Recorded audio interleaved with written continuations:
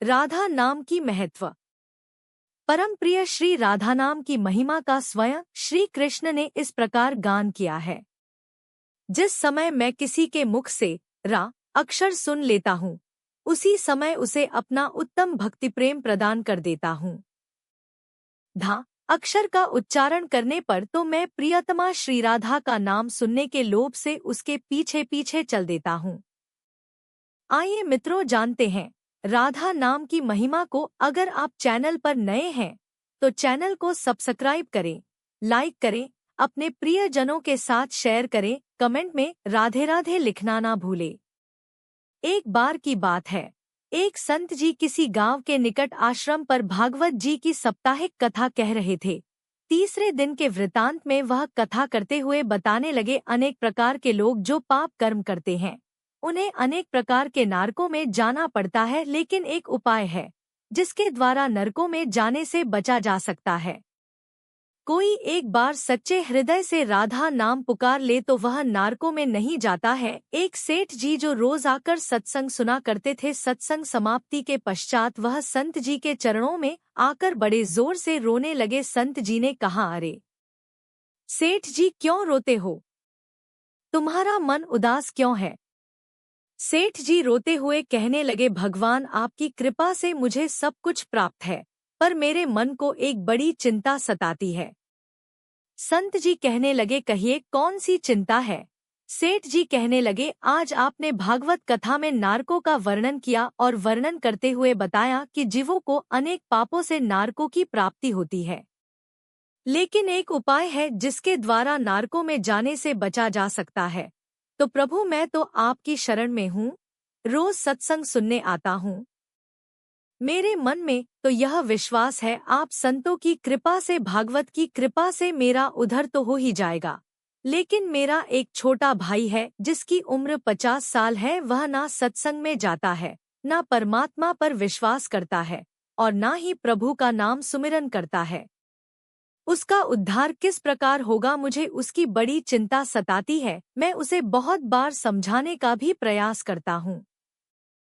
इस संसार के काम तो होते रहेंगे, तुम भगवान के नाम का स्मरण भी किया करो। तब वह कहता है, ऐसा करने से कुछ नहीं होता, तुम भी मत किया करो। मैं जितना आस्तिक हूँ, प्रभु के प्रति जितनी मेरी आस्था है, वह उतना ही कतर और अनिश्वरवादी है। तब संत जी ने कहा, क्यों चिंता करते हो, एक दिन उसका भी उद्धार हो ही जाएगा। सेठ जी रोते हुए कहने लगे, हे भगवान, उसका उद्धार कब होगा?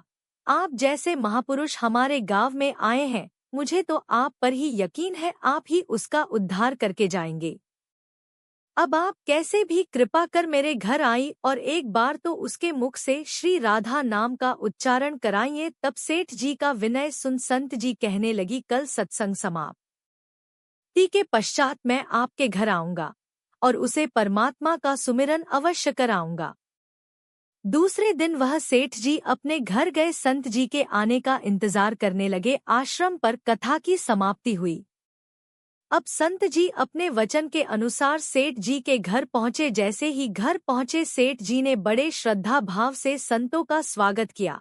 उन्होंने अपने भाई को बुलाकर कहा, संत जी आज हमारे घर पधारे हैं, उनका दर्शन कर लो। वह अंदर से बैठे बैठे कहने लगा, मुझे ना किसी संत से मिलना है और ना ही भगवान से मिलने की इच्छा है। तुम ही अब उनकी सेवा करो और तुम ही उनका पेट भरो। संत जी ने जब यह वचन सुन, सेठ जी रोते हुए कहने लगे, भगवान जी, देखा आपने, आपके सामने ही आपका अपमान कर रहा है। संत जी कहने लगे, सेठ जी ख्याल ना कीजिए, सब कुछ अच्छा होगा। अब सेठ को दिलासा देते हुए संत जी पलंग से उतरे और उनके भाई के कक्ष में आ गए और उनके कंधों पर हाथ रखकर कहने लगे, और बताओ आज तक कितना कमाया? वह संत जी को इस प्रकार अपने नजदीक देखकर कहने लगा, अपना हाथ मेरे कंधों से हटाओ। मैं ना संत को मानता हूँ ना भगवान को मानता हूँ। लोग जितने आस्तिक होते हैं, मैं उतना ही कट्टर नास्तिक हूँ।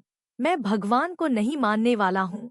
आप मेरे नजदीक क्यों आए हैं? संत जी कहने लगे, मैं तो अपना काम करने आया हूँ, संतों का काम होता है लोगों का उद्धार करना। वह कहने लगा, मैं कुछ नहीं बोलूंगा। संत जी ने फिर कहा, राधे राधे बोल दो। वह कहने लगा, नहीं कहूंगा। फिर संत जी ने कहा, राधे राधे बोलो। वह कहने लगा, मैंने कहा ना, मैं नहीं बोलूंगा। तब संत जी बंगे सेठ जी के पास आए और कहने लगे, अब आपने मेरे ऊपर यह जिम्मा सौंपा है, अब मैं जैसा करूंगा आप बीच में नहीं आना। आप सारे परिवार वाले बाहर जाकर बैठ जाओ जब तक मैं आपको बुलाऊं नहीं। एक भी परिवार वाला इस कक्ष में न आए। अब इस प्रकार सेठ जी अपने परिवार सहित बाहर आकर बैठ गए। अब कक्ष में सिर्फ संत जी और सेठ जी का भाई था। संत जी ने पुनः प्रेम से कहा, अरे भैया एक बार राधे राधे बोल दो। वह कहने लगा, मैंने आपसे मना किया ना, मैं नहीं कहता हूँ, ना भगवान को मानता हूँ, ना भगवान की बातें मानता हूँ, मैं कट्टर नास्तिक हूँ। संत जी पुन उसे प्रेम से हंसते हुए कहने लगे, जितने तुम कट्टर नास्तिक हो मैं उतना ही आस्तिक हूँ। मैं अगर निश्चय कर लिया है, तुम्हारे मुख से राधा नाम सुनकर ही जाऊंगा, और पक्का समझ लेना कि तुम्हारे मुख से राधा का नाम निकलेगा ही। वह कहने लगा, आप कितना भी प्रयास कर लो, मैं एक बार भी नाम नहीं लेने वाला हूँ। अब संत महापुरुष होते तो बड़े दयालु हैं, पर लीला मंत्र उन्होंने क्या किया। उसे सेठ के भाई का हाथ पकड़ा और हाथ पकड़कर जोर से घूमने लगे। अब वह से ठहरा 50 साल का वृद्ध अस्थाथी जबकसंत भी वृद्धि थे, पर संतों के अंदर भक्ति का तेज होता है। उन्होंने जोर से उसके भाई का हाथ घुमाया, मरोड़ दिया। हाथ घुमाकर संत जी फिर कहने लगे, कहो राधे राधे। वह कहने लगा, नहीं कहूंगा। अब तो संत जी ने जोर से हाथ घुमाकर सेठ के भाई को जमीन पर पटक दिया और खुद उसके पेट पर चढ़कर बैठ गए। और संत जी फिर कहने लगे, बोलो राधे राधे। वह फिर कहने लगा, नहीं कहूंगा। अब तो संत जी ने उसके दोनों हाथ पकड़ उसके पैरों को बांध दिया और कहने लगे, कहो राधे राधे। अब ऐसी अवस्था में वह सोचने लगा, यह संत तो मुझे मार ही देंगे। तब उसने बिना इच्छा के एक बार ऐसे ही कह दिया, राधे राधे। जैसे ही उसने राधे राधे कहा, संत जी ने उसके हाथ पैर खोल दिए, उसके बंदों को छोड़कर बाहर आकर कहने लगे, सेठ जी आपका कल्याण हो गया, आपके भाई का भी कल्याण हो गया। सेठ जी कहने लगे, अंदर से बहुत तेज आवाज आ रही थी। तब संत जी कहने लगे, अपने काम ही ऐसा दिया था, आपने कहा वह नास्तिक है, कभी कुछ बोलना ही नहीं है। आज आपके भाई ने राधे राधे नाम का उच्चारण कर लिया है, इसका कल्याण हो गया। अब मैं जा रहा हूँ, कल से पुनः मेरी कथा है। अब संत जी तो अपने स्थान पर लौट आए। सेठ का भाई जमीन से उठकर अपने भाई से कहने लगा, यह कैसे संत है, मुझसे झगड़ा करने आ गए, मेरे ऊपर चढ़कर बैठ गए और कहने लगे, अगर राधे राधे का नामोच्चारण नहीं करोगे तो मैं तुम्हारे ऊपर ऐसे बैठा रहूंगा। अब उनकी बातें सुन सेठ जी तो हंसने लगे। वह हंसते हुए वहीं से भगवान को धन्यवाद देते हुए कहने लगे, हे प्रभु, आपके संत भी बड़े दयालु हैं, खुद कष्ट सहकर भी लोगों का कल्याण करते हैं। समय व्यतीत होता गया, मुश्किल से 5-6 महीने गुजरे होंगे। अचानक एक दिन छोटे भाई का देहांत हो गया। शरीर समाप्ति के पश्चात आत्मा शरीर से अलग हो जाती है। वह आत्मा ही ऊपर यमराज के पास जाकर सारे हिसाब किताब देती है। अब इस व्यक्ति का हिसाब किताब खोल गया। यमराज ने चित्रगुप्त से कहा, जो आज इंसान हमारे पास लाया गया है, इसका हिसाब क्या है। चित्रगुप्त कर्मों का हिसाब देखकर बताने लगा है, भगवान, इसने अपने जीवन में कभी परमात्मा का नाम सुमिरन नहीं किया है, सदा ही पाप किए हैं, इसे तो सीधे नरक भेज दिया जाए। अब यमराज के आदेश के अनुसार जैसे ही उसे नरक भेजा जा रहा था, तभी चित्रगुप्त ने कहा, भगवान एक बात और है। यमराज जी ने कहा, कौन सी बात। चित्रगुप्त ने कहा, भगवान, एक बार संतों के कहने पर इसने राधा का नाम उच्चारण किया था, अब एक बार राधा नाम का उच्चारण। यमराज ने भूतों से कहा, थोड़ी देर रुक जाइए, इसका हिसाब किया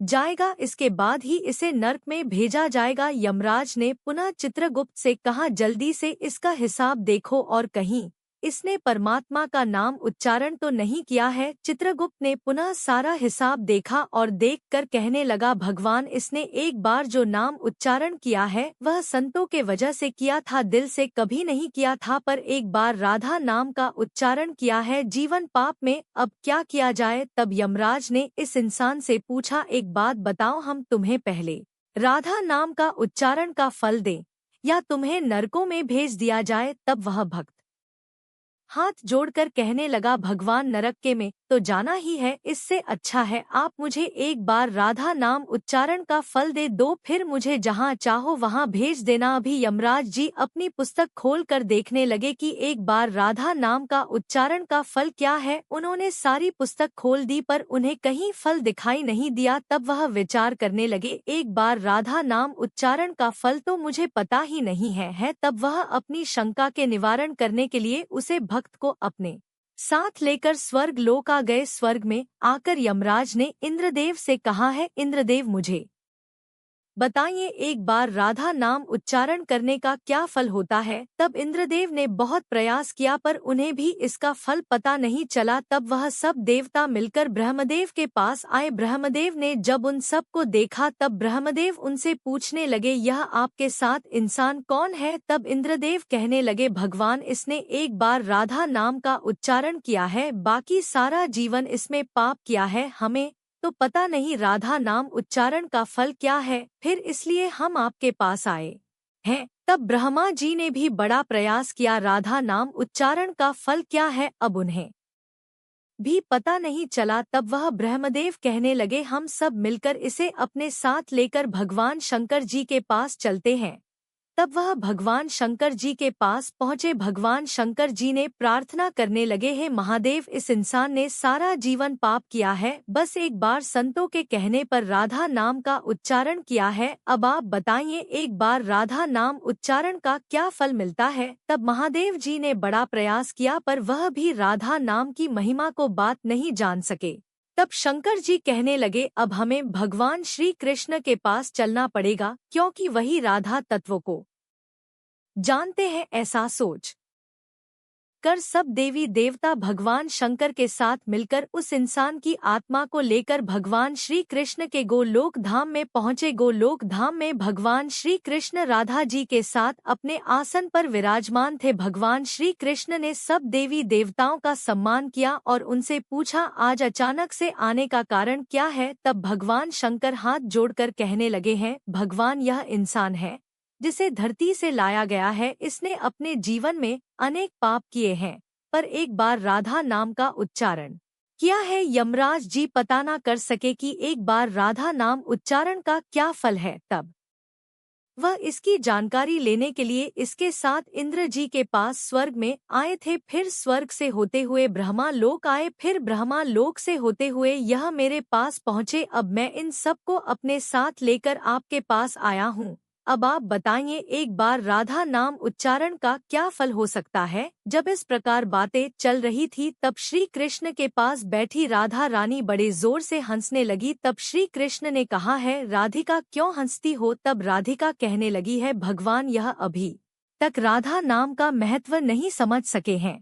तब भगवान शंकर जी कहने लगे हैं, महारानी राधिका के नाम का क्या असर है, आप हमें बताइए। तब राधा रानी कहने लगी है, महादेव, आप खुद सोचिए, इस व्यक्ति ने एक बार राधा नाम जप किया, वह एक बार राधिका के नाम जपने से स्वर्ग लोक की सैर करके आया, ब्रह्मा देव का ब्रह्मा लोक में दर्शन करके आया, आपके महादेव लोक में आपका इसने दर्शन किया है। आज एक बार उच्चारण के प्रभाव से यह आपको सबको साथ लेकर हमारे गोलोक धाम में आया है, मेरे दर्शन किए और श्री कृष्ण का पूजन कर रहा है। इससे अधिक राधा नाम का फल और क्या हो सकता है। जब राधिका जी ने इस प्रकार एक बार राधा नाम का पूरा महत्व बताया तो यमराज कहने लगे, यह तो बड़ा अनंत फल है। जो व्यक्ति नारकों में जाने वाला था वह एक बार उच्चारण करने से सब लोगों की यात्रा कर ली, भगवान श्री कृष्णा और राधा रानी के चरणों में उपस्थित हो गया है। इससे अधिक फल और क्या हो सकता है। तभी फिर से यमराज कहने लगे, भगवान, क्या अब इसे नारकों में नहीं जाने की आवश्यकता है। तब श्री कृष्णा कहने लगे हैं, धर्मराज, जिसने एक बार राधा रानी के चरणों का दर्शन कर लिया हो वह तो कभी नरक